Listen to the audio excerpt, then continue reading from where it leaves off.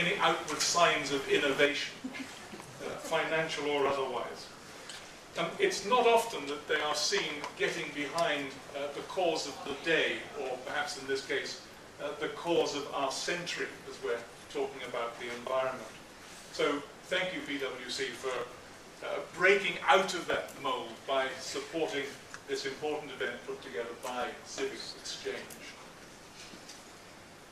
The second thing that strikes me is that we're putting this on in a city which has in some ways, and perhaps it's my own personal view, has in some ways lost its way. And before you start to throw things at me, I'd probably better explain.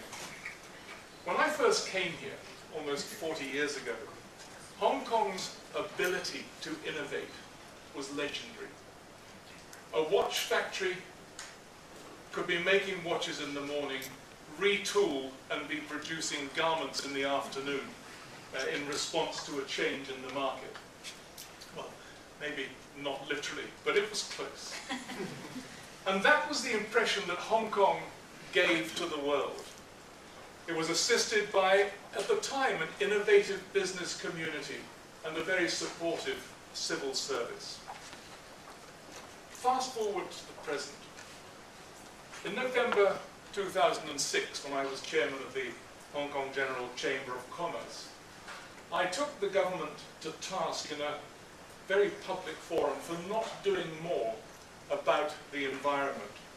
And since then I've linked the lack of attention being paid to the environment to shareholder activism against those companies that fail to innovate and embrace the needs of our communities, the environmental needs of our communities.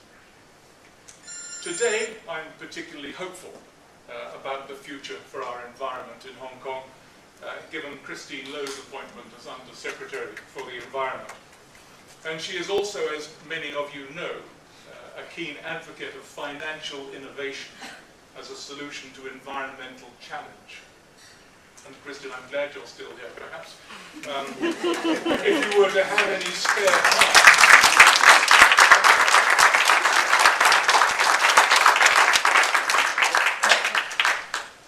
it was a good choice. If you were to have any spare time, you could also direct some attention towards the government's apparent lack of focus on financial innovation. If we do nothing about financial innovation, we will, as many people have already said, just become another city in China.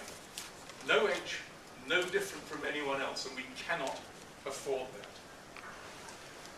All of which means to me that we need to pay attention to our future. Be aware of what is possible. Learn from people who have been there, done that, as they say, got the t-shirt. Which leads me neatly to the third and final and the most important link for this afternoon. Because who better to start learning that process from than Dr. Richard Sadler? His brief profile alone, which I'm sure you will have read, tells you something about the man and his achievements. But it is suitably modest. One newspaper report I read recently started off by saying, Richard Sadler is not a household name, but he should be. He is quite frankly one of the most important people in finance today, given his 40 years in innovation. He is recognized amongst Chicago's top citizens, and his mind, it seems, never stops working. Not content with thinking about and creating carbon futures, financial futures, interest rate futures, he's now looking at water futures.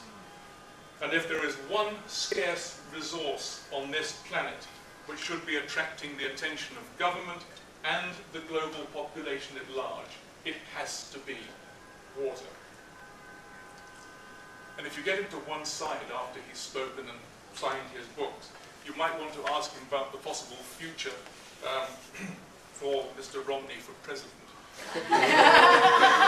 Given that Richard, I understand, is a lifelong Republican.